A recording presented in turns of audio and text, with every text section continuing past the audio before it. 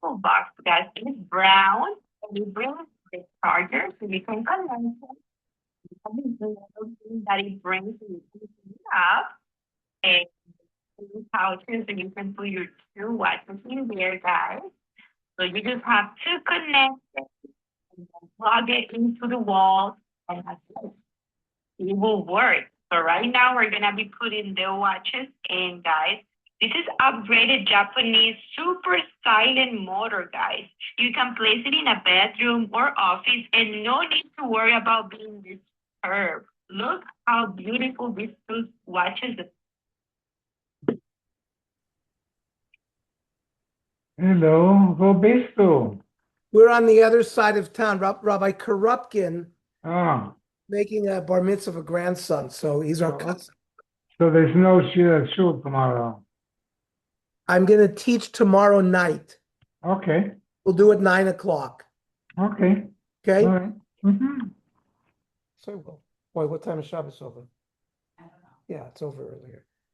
So Mario, send out notice to everybody 9 o'clock. Okay, I will. That way we won't fall behind. You're not gonna get Like Shabbos is over. 8:30, Shabbos. 8:30, it's a little tight, huh? A little tight. Okay, we'll make it 9:15. 9:15. Okay, what's the? No, Rabbi Korupkin's having a bar mitzvah for his grandson. Tuvia Korupkin has a bar mitzvah. Oh, so you're not teaching So tomorrow? we're Okay. 5:15. I'm not teaching tomorrow in school, so we're going to be. We'll teach at 9:15. 9:15. Okay, shkoyach. Okay, enjoy the Shabbos. Okay. We're on. And by the way, Jerry is bringing the Hamizrahi magazines. Jerry Jacobs. Okay. Okay. Okay. So we're on Tesvav.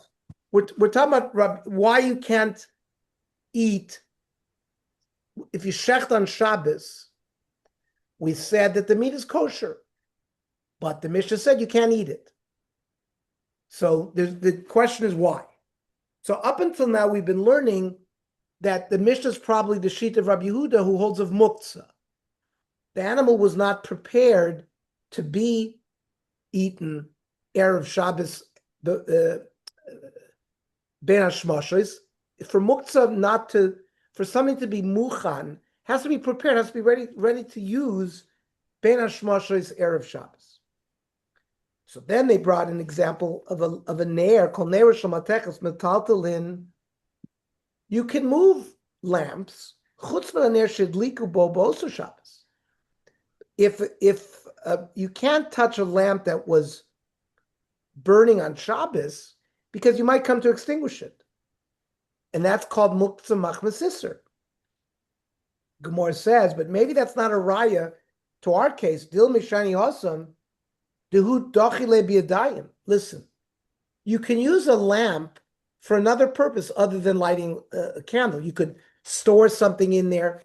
But once the person lit the fire, Erev Shabbos, he clearly pushed away biyadayim its use for any other purpose. So that doesn't necessarily translate to the case of the animal. Okay. The Gemara now has tried unsuccessfully to say that the reason that we can't eat the meat that was shechted on Shabbos is because of a muktzah problem. No, now we have another problem. Elon Ravashi, it's Rabbi Yehuda de Mavashel. It is an analogous case to cooking on Shabbos. It's not. Hamavashel b'Shabbos, you're not allowed to cook on Shabbos. Let's say somebody cooked. Now, b'shogeg yoichal. If someone didn't know today was Shabbos and cooked, that's a shogeg, or he doesn't know that cooking is prohibited. According to Rav Meir, you're allowed to eat such food. B'mezid lo yoichal. If he did it b'mezid, he's not allowed to eat it.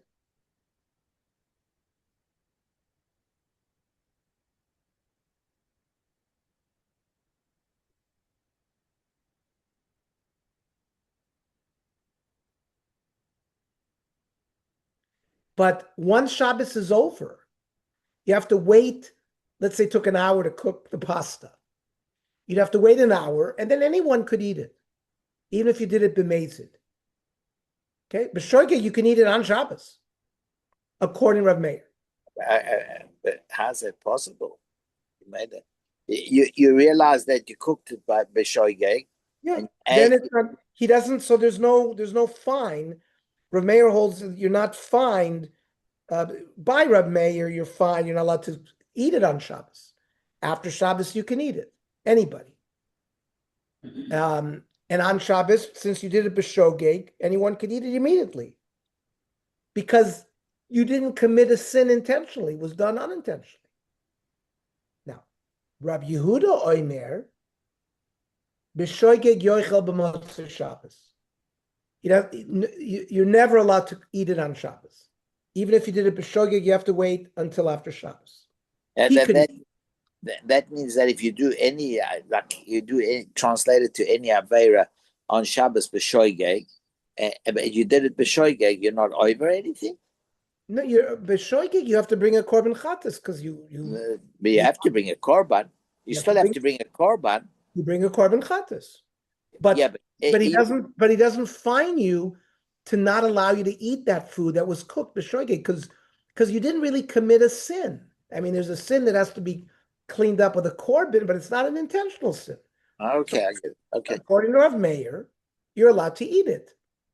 If you did it b'mezid, absolutely, you're not allowed to eat it. You have to wait until after Shabbos.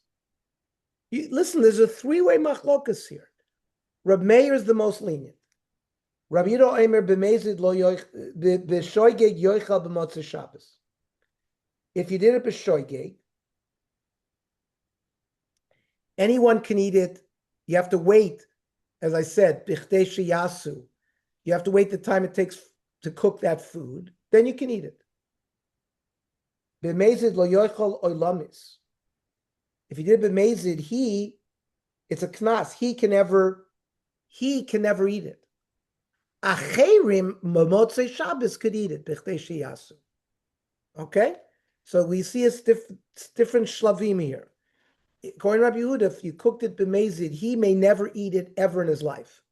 Acherim can eat it b'motzei Shabbos. Rav Yochanan Sandler Oimer b'shoigeg yeyochel b'motzei Shabbos. B'shoigeg, the food can be eaten b'motzei Shabbos, like we said. Only lacherim v'lo lo.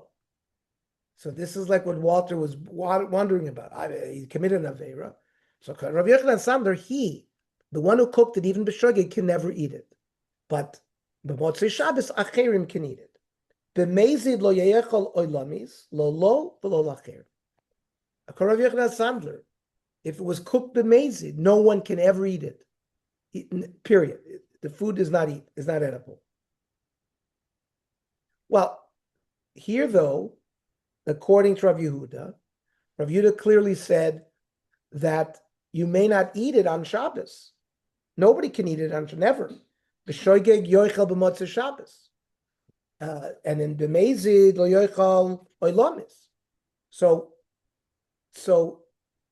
our Mishnah that said when you shecht you cannot eat it, we want to say it's the sheet of Rabbi Yehuda. Frek the Gemara, why Rabbi Yehuda? Nukma b'mezid v'Rab Meir. Remember, Rab Meir says if you cook b'mezid, you can't eat it that Shabbos. So why are you stelling off the Mishnah according to Rabbi Yehuda? Stell off the Mishnah like Rav Meir b'mezid. So the Gemara says lo salkataita.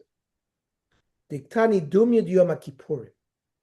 Our Mishnah mentioned shechting on Shabbos and Yom Kippur. So my Yom Kippur lo yishna b'shogeg lo yishna b'mezid lo yachil. Now Yom Kippur is stricter than Shabbos in the sense that on Shabbos we're allowed to eat food. On Yom Kippur, not only we're not allowed to do malacha, we're not allowed to eat or drink. So whether you shechted b'shoigeg or shech b'mezid, on Yom Kippur you can never eat the food, and therefore af hachanami lo yishna b'shoigeg v'lo yishna b'mezid lo yachel. That's so. Our Mishnah is going on a case. It doesn't make a difference whether it's b'shogeg or mezid, and that's not the sheet of Rav Meir, right? Because according to Rav Meir, if you cooked it b'shogeg, you're allowed to eat it.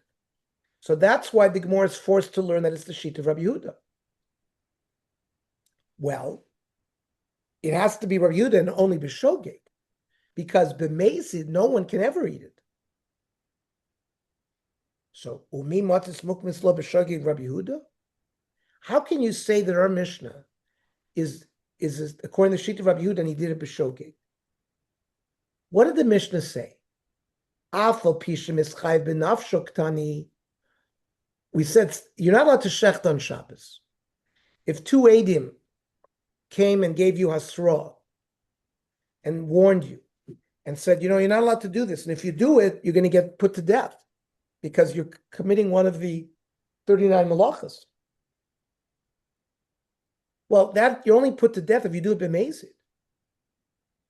So how can you tell me our Mishnah is talking about Rabbi Yehuda b'shogeg? Since the Mishnah talked about being mischayv b'nafsho, it's got to be a mezid case. So the Gemara says, no, hachikara, afal pita b'mezid mischayv b'nafsho. So if you shecht on Shabbos, even if you did it b'mezid, you'd be the guilty, the death penalty. Hachad b'shogeg shchitas ukshem. But since here he did it b'shogeg, you can eat it after Shabbos. The meat is kosher. The Gemara is not satisfied. Nukmak Rabbi Yochanan Asanter. We have a third Tana. Why don't we say that the Mishnah is according to Rabbi Yochanan Asanter? The Omar loishna b'shogeg, the loishna b'mezid lo yachal. Doesn't make a difference. You can't eat it whether it was b'shogeg or whether it was b'mezid. Rabbi Yochanan Asanter kamifkli b'motzei Shabbos. Because lacherim v'lo lo. He holds lacherim can eat it b'motzei Shabbos. He can't eat it. Tana didan shchitasu ksher ktani. And our Tana of our Mishnah also said that without saying what, in any case, you could eat it. It was kosher. Loishna lo v'loishna lacherim. So it can't be Rav Yochanan Asandler, because Rav Yochanan Asandler made a distinction between him and other people. But when our Mishnah said kosher, it's kosher for everybody. So our Mishnah cannot be Rav Yochanan Asandler. Comes out through this analysis, our Mishnah has to be Rabbi Yehuda. Okay. B'shogeg. Tana Tama coming to Rav. Amavashel b'Shabbos. Somebody who cooks on Shabbos, b'shogeg yoichal. If you did it b'shogeg, it can be eaten. B'mezid lo yoichal. If you did it b'mezid, you can't eat it. Umashtik le Rav. This was taught. This brisa was taught in front of Rav, and Rav silenced him, as if to say it's not correct. So the Gemara says, "My time in mashtik le." Why did Rav silence him? Because only Rab Meir says b'shogeg you can eat it. Rab Yehuda says b'shogeg you can't eat it. And maybe Rav holds like Rav Yehuda. V'tana tanik Rab Meir. This brisa that was quoted is according to Rab Meir. Well, who cares? Mishum desfir like Rab Yehuda man tanik Rab Meir mashtikle. I mean, we have machlokas tanoim all the time. Rav as an Amoira would not silence somebody who brought the Barais in the name of Rav Meir. That's the sheet of Rav Meir. He holds like Rabbi Yehuda, but he's not going to silence somebody. Another problem. V'od, misaver look Rabbi Yehuda. Where do you see, in fact, that Rav holds like Rabbi Yehuda? Vam Rav Chanan Barami. Ki mor elu Rav l'talmidei. When Rav paskin for his students, in fact, Moira like Rav Meir, he would paskin more leniently like Rav Meir. The Chidarish Papirka, when he gave a public drasha, Dorish Rabbi Yehuda, Mishum Amei Haaretz. Because there were Amei Haaretz who were very lax in these mitzvahs, he went on the stringent side. But to his private students, he paskined like Rav Meir. So if this Baraisa, quoting the sheet of Rav Meir, was read in front of him, why would he silence it? The Chite Metana Papirka, Tana Kamei. Maybe because this was in a public forum. And as we've learned, Rav would normally paskin like Rav Yehuda in public, and maybe that's why he silenced him. People don't listen. Why do you have to silence him? The one who read the Baraisos. The reader of the Baraisos, no one listens to him. They listen to Rav, who's the Amoira, who's teaching the halacha. So Rav Nachman Bar Yitzchak, another reason why he might have silenced him. Tana shoichet, Tana kamei Rav. The din that was taught in front of Rav was about shchita. It was not about bishul, right? The brisa was amavashel b'Shabbos, but Rav Nachman corrects it. It was not about bishul; it was about shoichet. Meaning, what he said was a shoichet b'Shabbos, b'shoigeg yoichal. If he shechted it b'shoigeg, he could eat it. B'meisid lo yoichal. And Rav said that Amar Leim, what do you mean? My diet, Rav Meir? What, you're holding like Rav Meir? You think that this is comparable to bishul? Ad kan l'kasher Rav Meir el b'mavashel. Rav Meir, in fact, was lenient when it comes to cooking. You know why? Deroy lokos, because when it comes to food, you could have eaten it raw. People chew on raw food. So it was ready to go. Aval shoichet de'ein roy lokos, an animal which has not been shechted, what are you going to do with it if before shchita? It was not roy. So Rav Meir would not permit eating of that animal after shchita. Afraid the Gemara, what do you mean? V'amaslisin to shoichet? But the Mishnah on Yud Dalet that we dealt with shchita, not bishul. Vam Rav Huna, Darshkia barav mishmei derav asur b'achila liyoyma, that you cannot eat the shchita until after Shabbos.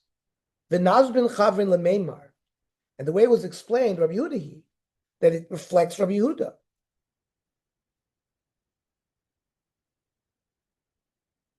Ha Rav Meir Shari. So that means it would only be Rav Yehuda who would aser eating the meat that day, but Rav Meir would allow it. Well, that is difficult for the way Rav Nachman tried to explain the case. So the Gemara says, Kisha Rav Meir, when did Rav Meir permit? It's Kagon Shayel Achoyla Mibad Yom. Whole different case. You had a person who had a Choyla Sheyesh Po Sakana. So it would not be muktzah, even Erev Shabbos, because it presumed that you might have to shecht it for the ill person. That's why Rav Meir says you're allowed to eat it. Because there was another variable, there was a chola that needed it. So it takes away the problem of muktzah. Well, then if you have a chola sheyesh bo sakana, you're allowed to violate anything in the Torah for a chola sheyesh bo sakana. Why would Rabbi Yehuda say that if you shechted the animal, you were not allowed to eat it? Kigon shahayla chola, yeah, he was a chola before Shabbos, but for the Hivri. But then on Shabbos, he was not in danger anymore. So at that point, it becomes muktzah again. You wouldn't have been allowed to shecht the meat because there's no purpose for shechting him. Okay. V'chiyadam Ravacha barada avarav. Varmilam Rav Yitzchak barada marav. Hashoichet l'choyle b'Shabbos. Somebody who shechts an animal for a sick person. Asur labari. A healthy person would not be able to eat it. You can't take some of the leftovers. Only for the ill person. Nobody else can benefit from it. However, hamevashel l'choyle b'Shabbos. If you cook for a choyle, mutar labari, anyone could eat it. My time. High roy locos, because it's a muktzah issue. Food could have been chewed raw, so it was ready for all time. But meat, erev Shabbos, would have not been in a roy locos. You couldn't do anything with that. You can't chew it, so the meat would be considered muktzah, but not the food. And Amra Papa Pamim Shashoichet Mutter. Sometimes when you shecht for a sick person, it'll permit it for everybody. If the person was sick right before Shabbos, so you can't. It was never muktzah because the guy was sick already before Shabbos. And then there are examples where mavashel aser, that when you cook for a sick person, nobody could eat it. Kigon shekotzitz lo dalas. There was a cucumber that was in the ground that you cut from the ground on Shabbos. So that was clearly muktzah, was not ready to be eaten before Shabbos. So it'd only be able to be eaten for the chola, but for the regular people, they wouldn't be able to eat it because of muktzah issues. Period. If you shecht on Shabbos for a sick person, mutar labori be'umsa. The healthy person can chew on the meat. My timer. Even the efshel kazayis basar below shchita. I don't care how much of even one kazayis of basar, you have to shecht the whole animal. So ki kashachet adaita the chala kashachet. When he shechted, he was thinking about the sick person, and therefore the whole animal becomes possible. You can't cook it. For the chayla, you could cook it. For the regular person, he could chew it. However, I'm a vasha l'chayla b'Shabbos. If you cook for a sick person on Shabbos, also labori, healthy person will not be able to eat it. Gzeir shem yirbe b'shvilo. That's just the gzeir. Mikra then you could, but maybe you're going to cook more food because you know there's other people eating it that you're not allowed to do. Mishnah. Hashoichet b'magal yad. This is a sickle, which has two cutting edges. One is sharp, and the other side of it's like a saw. So if you shecht with the right side, you'd be able to shecht. But sore, that's with like a sharpened stone. Uvakane, a reed. Shchitaso kshera. Then it says akol shochtim. Anyone can shecht. Ulaoilam shochtim. You can always shecht. We'll see what that means. The Gemara will tell us what that means. And uvakol shochtim. And you can shecht with any implement. Chutz, mimagal katzer. A sickle that's used to harvest, that's like a saw, so that's going to tear. Hamagera.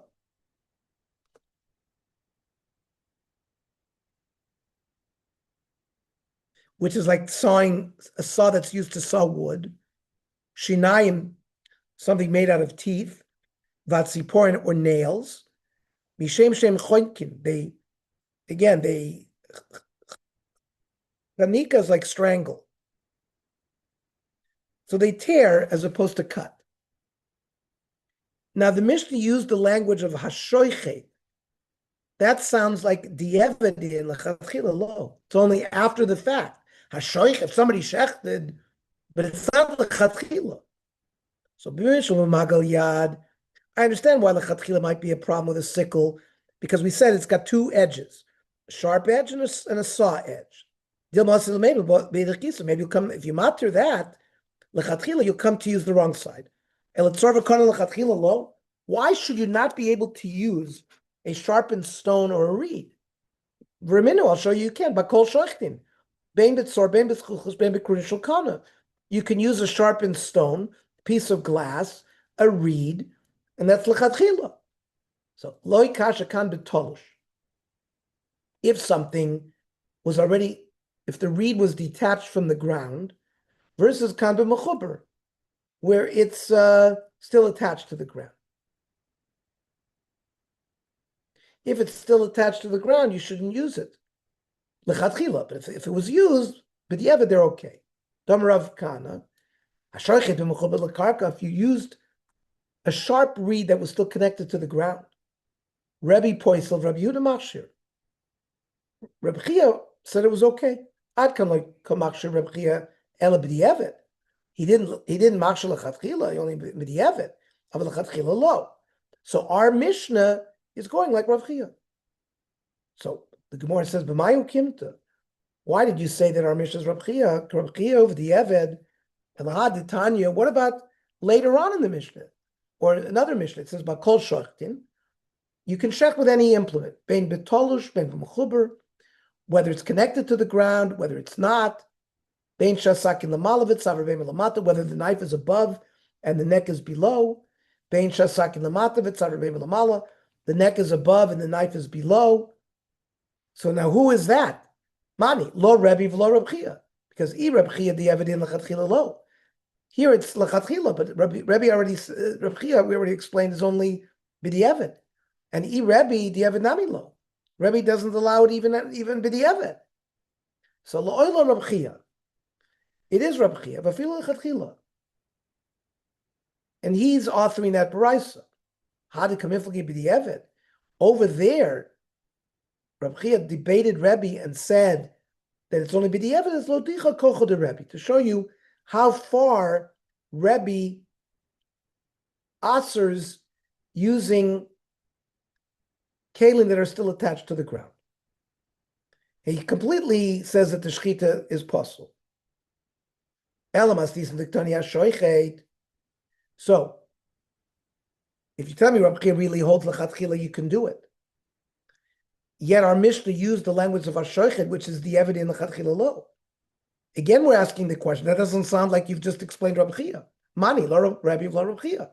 I Rabbi Chia, you just said afil lechatchila would allow. I Rabbi, the evid nami lo. Again, the Gemara answers lo Rabbi Chia v'afil lechatchila. It is Rabbi Chia, and Rabbi Chia allows lechatchila. Mastis Netani Ashochet is Rabbi he. The one who says Ashochet is Rabbi, but can kasha the Rabbi on the Rabbi.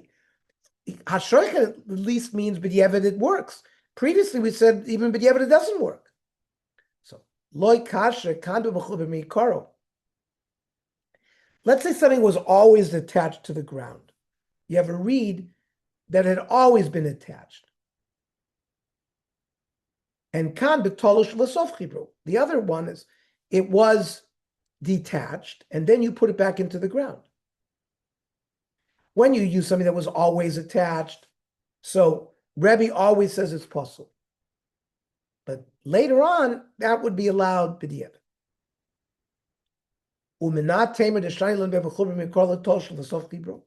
Where do you see that Rebbe makes a distinction between whether something was always connected to the ground or prior it was detached, and then later on you connected it? The Tanya. You have like a wheel, and when you turn the wheel, you make a machine. You have a wheel with a gear, and when you turn the wheel, the knife works. So the Gemara says the shechita is kosher. And the b'chuber l'karka, let's say you have a reed that's connected to the ground, and you use it's sharp, and use it to shecht ksheru. No atzakin b'koisel v'shachapa. He put a knife into a wall. And then he brought the animal to the knife, and they did the shechita that way. Kshera. Shechita so kshera. But hayatzor yotzol min hakoisel, if there was a stone coming out of the wall, or kana oile me'ela, or a reed that was growing on its own, there we say the shechita is possible. Well, kasha nadadi, it seems to be a kasha, what we said before. So we'll resolve this tomorrow. So everybody have a good Shabbos. Have a good Shabbos. And, Is Rabbi Karapkin? Yeah, Ernie. Yeah, Mazel Rabbi Karupkin. I will give Mazel Tov wish. Mazel tov, please. Yes. Okay. Enjoy. Ciao.